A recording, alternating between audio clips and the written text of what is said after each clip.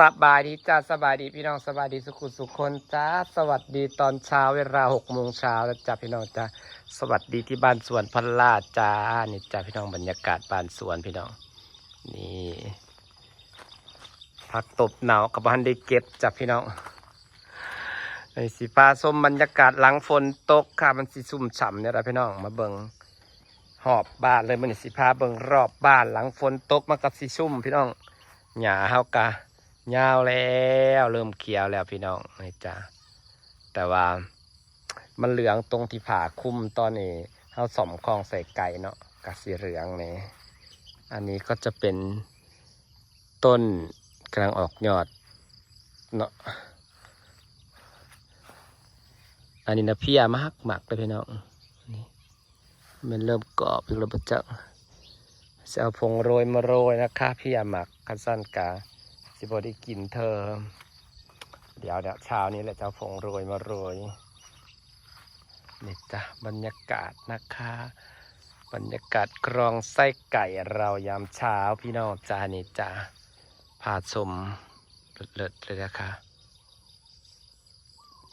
นี่บรรยากาศสวยๆกับป่านสวนของเราชมเบาๆไปเลยพี่น้องโอ้หมักทันกะงามขักพี่น้องเอ้ยหมักทันกะงามขักแต่บ่ฮู้ว่าสิเป็นหมากดกคือสุปีบ่เฮาบ่ได้ตอน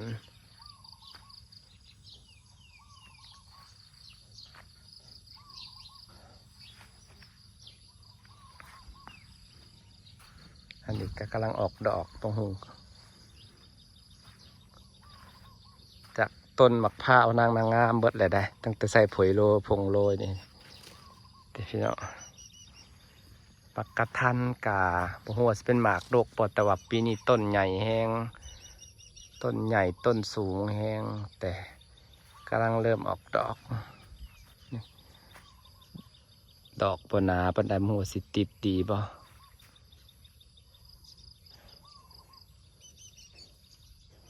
ชมนี่พี่น้องก็สิประมาณนี้นะจ๊ะของใส่ไก่เฮาพี่น้องเอ้ยบรรยากาศยามเช้ากับของใส่ไก่นี่จ้ะสิพาไปเบิ่งต้นนี่ก็กำลังเริ่มงามต้นมะพร้าวนี่เริ่มงามตอนก่อนอันนี้บ่งามเลยพี่น้องเสาฟงโรยมาโรยก่อนยันแมงมันกลับมาอันนี้ก็กำลังเริ่มงามฝนตกให้แล้วเราก็จะเอาฝงโรยมาโรยทีละลิตรดอกกระเจียวก็กำลังเริ่มออกเห็นปะนี่ต้นมะพร้าวนะงาม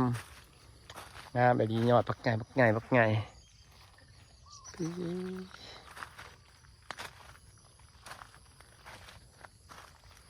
ดอกกระเจียวก็เริ่มเป็นต้นแต่พันธุ์ใหญ่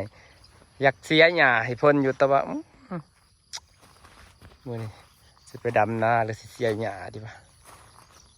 เกาหลีกับมันได้ซ้ำไปหลายซ้ำFCคนสั่งกันหลาย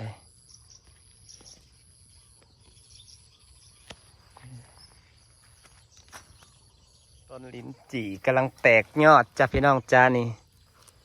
กำลังแตกยอดนี่ใส่เบิ่งมอนที่มันแปลนนะนางปลูกเป็นแถวนะจังสินี่ทางหญ้าไปนี่นี่ปลูกถี่พร้อมถ้าเบิ่งมันออกมันจะเป็นแถวให้เห็นงามๆดอกเป็นแถวเป็นแถวแล้วกำลังออกขักเลยตัวนี้แถวเป็นแถวแต่ว่าก็สลอยปลูกบ้างห่างแบบมันออกแล้วงามแต่สะออยมันน้อยเบิ่งเมื่อวานนี่นะนี่บรรยากาศของไส้ไก่เฮานะหญ้ากำลังคืนตัวกำลังเขียวกลับมางามคือเก่าหญ้าพี่น้องสร้างแต่พวกตัวมีหญ้าคาแหละแต่พอยังมันเขียวบาลานซ์ใส่กันแล้วก็ตัดใส่กันเลย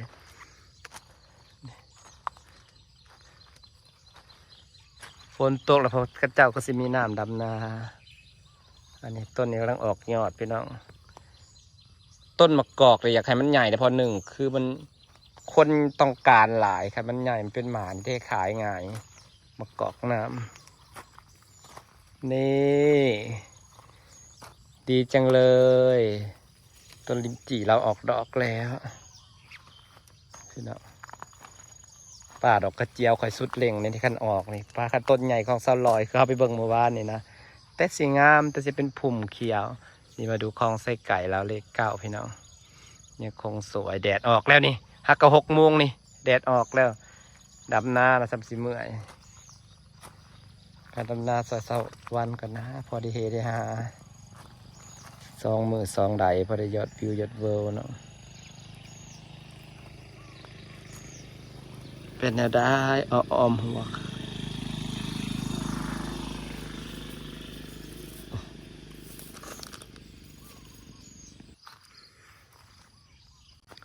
ต้นละมุดจะกำลังเริ่มใหญ่พี่น้องออกดอกนั่งกับเราไว้นะคะนั่นอย่าให้ต้นมันใหญ่นี่อย่าให้ต้นมันใหญ่เขียวๆเลยจ้ะต้นใหญ่นั่งออกดอกนั่งกระเด็ดถิ่มจะเบิดต้นพุทธาเฮาอันนี้มาเบิ่งต้นอันนี้ครับพี่น้องออกยอดแล้วบ่เอาหุ่มไว้ต้นมะทุเรียนเรากำลังออกยอดพี่น้องคือสิติดเลยดูแลกันต่อไปเราจะรอดหรือจะร่วงหมักละมุดปีนี้ก็ต้นใหญ่ได้พี่น้องนี่แตกเลยปลาดอกกระเจียวเฮาอันนี้ก็ต้นปีนี้งามเด้อบ่งบอกกินนั่นนะอันนี้คือต้นส้มนะคะส้มเขียวหวานกำลังเป็นต้นงามพี่น้องปีนี้คือสิงามอยู่แล้วก็เราก็พาชมหมดสวนต้นมะพร้าวโอ้ยงามพี่น้องบรรยากาศดังฝนตกแต่แดดออกเร็วมากป้าสินกกลายหรือนกมากินปลาแล้วพี่น้องสิหุ่นไล่กาก่อนหุ่นไล่กากลางแขนเพราะเราแฝดกลับมางามเด้อต้นแดงนี่ป้าให้ใหญ่ก็ใหญ่เลย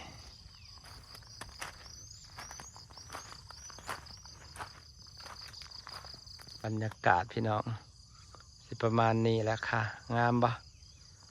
บ้านสวนฮะ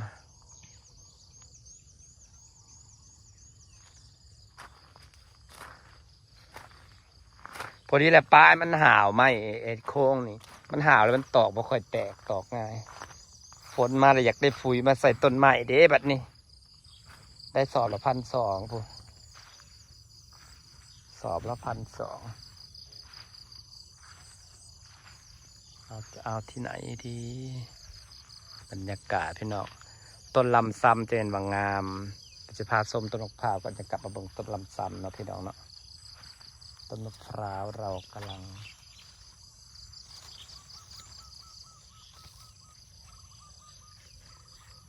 อันนี้ใหญ่ลานหญ้าเขากำลังเขียววันนี้ต้นมะพร้าวมันใหญ่นะพี่น้องมันแดดบ่แดดต้นมะม่วงยังใหม่ใบมันนะเย้ต้นมะพร้าวใหญ่แล้วเพราะว่านี่ใหญ่เลยบักใหญ่เลยพี่น้องเอ้ยแห้งเลยฝนตกใส่หากใส่เหงามันเลยนี่เพราะว่าหวานเกลือยอดปลาแมงหวังว่าแมงจะไม่มายุ่งนะคะหวานพงโรยมาหยอดก็ยันแมงมายุ่ง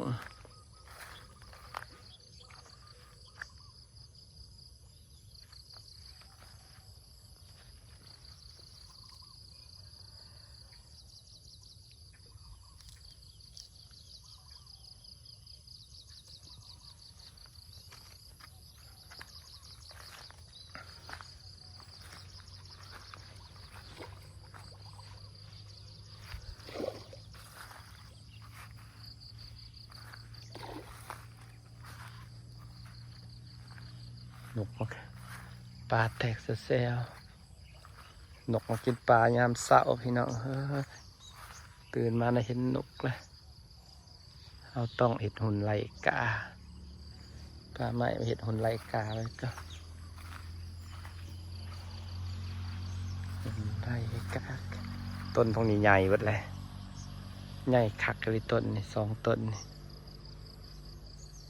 ต้นมะม่วงนะก็ใหญ่เอาหดจุลินทรีย์ใหญ่ไว้อะไรพี่น้องมองเลย ปีหน้านี่เป็นต้นใหญ่เลยเด้โอ้ใหญ่สัดปุงวงโอ้เป็นต้นใหญ่แล้วปีหน้านี่คักแต่ฝนตกก็มีแห้งนะพี่น้องเพราะน้ำมันยืงขึ้นอยากให้ตกไกลๆนะเพราะว่าย่านแรงนะเมื่อคืนนี่ถือว่าได้น้ำหลายเติบด้วยขึ้นประมาณขึ้นหลายอยู่ประมาณ2-3 เซนอยู่เดี๋ยวนี้ฝนแห้งได้เมื่อคืนนะพี่น้องเอ้ยสิไปหาล่างนะใส่เสื้อผ้าแล้วสิมาเห็ดหุ่นไล่กาก็โอ้นกมาวนกินต้นมะพร้าวต้นนี้ใหญ่คักเห็นดินกมาวนกินป่าพี่น้องไอ้ปลาข่อยสิเบิด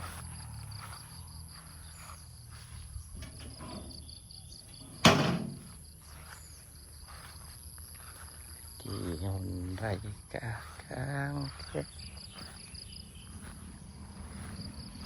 บรรยากาศแดดออกแล้วแต่เช้า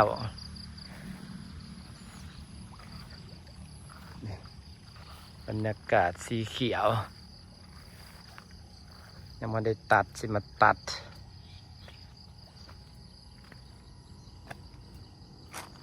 นี่สิเป็นข้างบ้านนะเดี๋ยวจะพี่น้องจะมีน้ำตก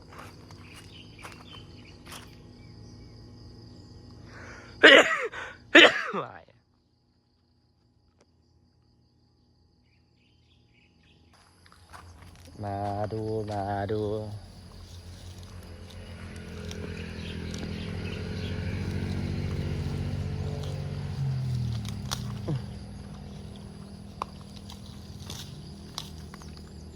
ฝนตกบริงามคือขอพี่น้องต้นลำซ้ำนี่อายุ3 ปีงามแห้งได้พี่น้องงามแบบงามแห้งนะ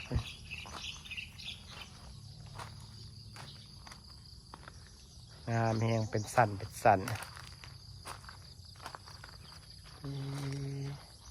มือแรงนี่คาดไม่ได้แล้วต้องเลยตัดแล้วมันใหญ่เกินไปเลยนี่ตัดเอายอดไปซ้ำเลยต้นกลมๆฮะนี่งามแห้ง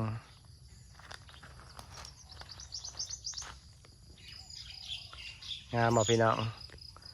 ต้นไม้สีเขียวบานข่อยงามบ่จ้านี่จะบรรยากาศบานสวนของเฮานะคะรถเข็นเห็ดแต่เมื่อไรยังไม่ได้เก็บจะไปเก็บรถเข็นก่อนครอบแลนไตแลนเหนือว่าจะไปดำนาช่วยสาวันจะได้ไปไหมนี่เมื่อวานนี่ไปกับเขาเมืองเราจะไม่ได้ดำนะพี่น้องคลองไส้ไก่เฮางามในต้นลำซ้ำนะพี่น้องนี่มันสวยเหลือเกิน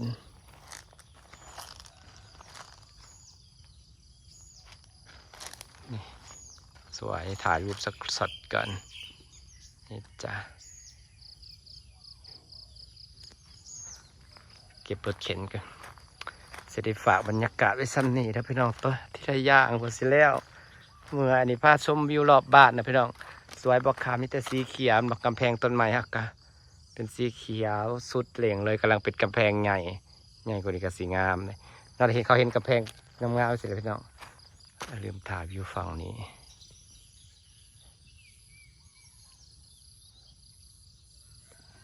ก็จังสั่งใส่เกาหลีกันนางกับซ้ำจักสิติดซ้ำใดยันก่อนโอเคฝากบรรยากาศสันนี่แหละจ้าสวัสดีจ้า